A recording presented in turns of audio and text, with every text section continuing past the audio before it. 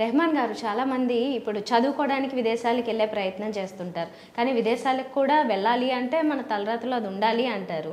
మరి అది చదువుకోవడానికి కావచ్చు, లేకపోతే ఉద్యోగాల పర్పస్ కూడా, ఏ కారణాలకైనా కానీ విదేశాలకి వెళ్ళాలనుకునే వాళ్ళకి ఎన్నిసార్లైనా వీసాలు రిజెక్ట్ అవ్వడము, ఆ ప్రయత్నం కాకపోవడం, ఆ సమయానికి డబ్బులు అందకపోవడం, ఇలాంటి ఏవో సమస్యలు వచ్చి ఆగిపోతూ ఉంటుంది. సమస్య ఎక్కడుందంటారు? ఇక్కడ విదేశాలకు వెళ్ళాలనేది సరే అందరి కళ, మంచిదే. కానీ వాడికి ఒక యోగం కూడా ఉండాలి. సరే, ఇలా వెళ్ళటానికి ప్రయత్నాలు చేస్తామే, ప్రయత్నంలోనే ఎంతో డబ్బు అయిపోయిద్దమ్మా. వీసా రిజెక్ట్ అయిందని ఇంకోటి రిజెక్ట్ అయిన దగ్గరే డబ్బులన్నీ అయిపోతాయి. నేను అనేది ఏంటంటే, అసలు మా అబ్బాయికి ఫారెన్ వెళ్ళే యోగం ఉన్నదా లేదా అనేది ముందే చూపించుకున్నారనుకో, ఉంటే ప్రయత్నం చేసుకుంటారు, లేకపోతే చేయరు. కొంతమంది ఇంకొక విషయం తెలుసా, ఫారెన్ వెళ్తారు, నెక్స్ట్ ఫ్లైట్లో రిటర్న్ వస్తారు. నెక్స్ట్ ఫ్లైట్లో ఎలా వస్తారు? నెక్స్ట్ ఫ్లైట్ వచ్చిన వాళ్ళు తెలుసు నాకు, వెళ్ళిన నెక్స్ట్ ఫ్లైట్లో వచ్చిన వాళ్ళు కూడా నాకు తెలుసు.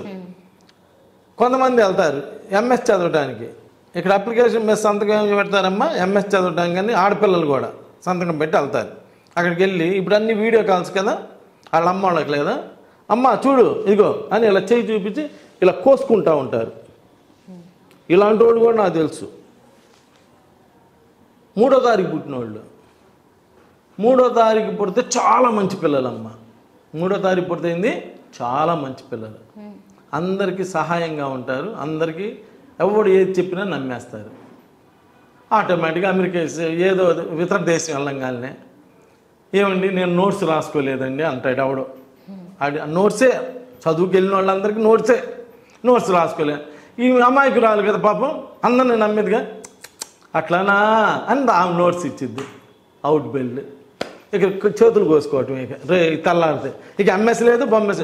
ఎంఎస్కి 60 లక్షల రూపాయలు ఖర్చు పెట్టి బ్యాంకు లోన్ తీసుకొని పంపిస్తారు ఈ తల్లిదండ్రులు. ఇక్కడ వీళ్ళు అప్పులు పాలు, అక్కడ ఆమె అప్పులు పాలు, ఇంత గందరగోళంగా ఉంటుంది. అసలు వీళ్ళకి వెళ్ళి చదవడానికి అవకాశం ఉందా లేదా, ఫారెన్లో వెళ్ళి సెటిల్ అవ్వడానికి అవకాశం ఉందా లేదా, అన్నీ ముందే తెలుసుకొని చేసుకునే మంచిది కదా. మీరు ఏ పని చేయాలన్నా, ఏదన్నా ఫంక్షన్ చేయాలన్నా, ఏది చేయాలన్నా ముందే ఒక కళ్యాణ మండపం బుక్ చేసుకోవటం, ముందే మిగిలిన వాళ్ళందరినీ బుక్ చేసుకొని చేస్తున్నారు కదా. అప్పుడు ఆ రోజుకి ఆ రోజు పెళ్లి చేయరుగా. మరి ఇంత ఐడియా ఉన్నప్పుడు జీవితాల గురించి మీరు ఎందుకు ఆలోచించడం లేదు? అసలు వీళ్ళకి ఫారెన్ వెళ్తే, అసలు ఫారెన్ వెళ్ళి ఫెయిల్ అవుతున్న వాళ్ళు చాలా ఎక్కువ మంది, చదవరు పెట్టరు. తీరా ఏం జరిగిందంటే అక్కడ ఏంటంటే ఇండివిజువల్గా ఉంటారు, ఎవడేది చెప్పినా నమ్మేస్తారు, నమ్మేసి మోసపోతారు, డబ్బులు పోతాయి, అన్నీ పోతాయి, ఇలా ఇబ్బంది పడుతున్నారు. అందుకని ఫారెన్ వెళ్తే వెళ్ళండి మంచిదే, కానీ తెలుసుకొని వెళ్ళండి. వెళ్ళేయో చెయ్యి చూస్తే అమ్మ అసలు వీళ్ళు ఫారెన్ వెళ్తారా లేదా, వెళ్తే ఎంతకాలం ఉంటారు, వెళ్ళి సక్సెస్ అవుతారా లేదా. నీకు ఫారెన్ వెళ్ళిన సక్సెస్ అవుతున్నాడు అనుకో, మాకు పిచ్చి తల్లి, అరే మాకు తెలిసిన వాళ్ళు ఫారెన్ వెళ్ళి అబ్బా వాళ్ళు భలే ఉన్నారు, వాళ్ళు ఏం భలే లేరు, చేతులు కోసుకుంటా ఉన్నారు.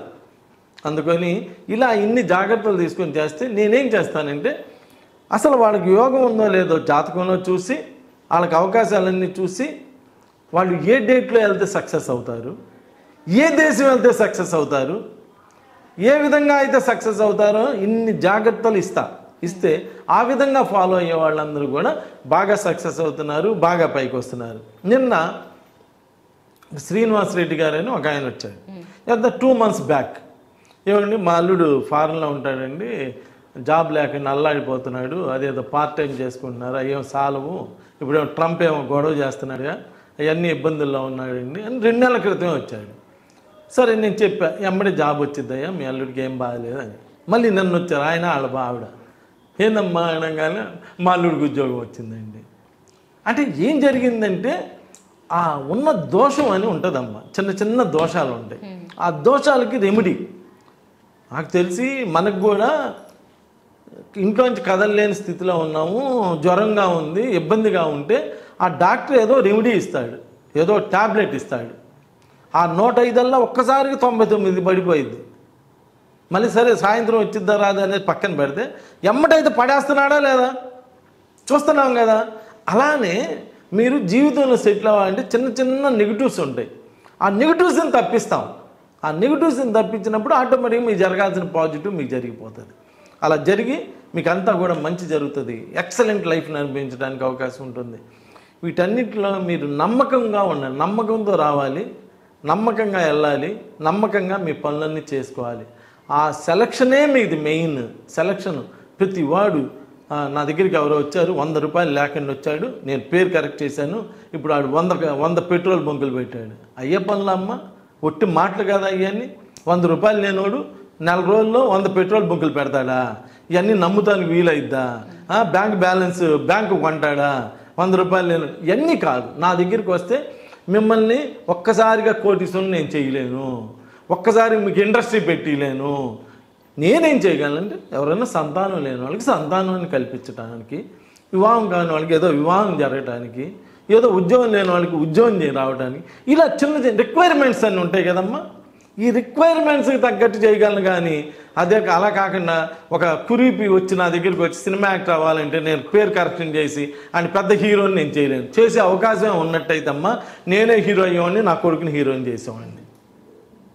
అంటే ఇక్కడ మాటలు నమ్మమాకండి, ప్రాక్టికల్గా ఆలోచించండి. మీ పరిధిలో మీరు ఆలోచించి చేసుకుంటే ఈ ఆస్ట్రాలజీ న్యూమరాలజీ ఏమి కోట్లు ఇవ్వదమ్మా.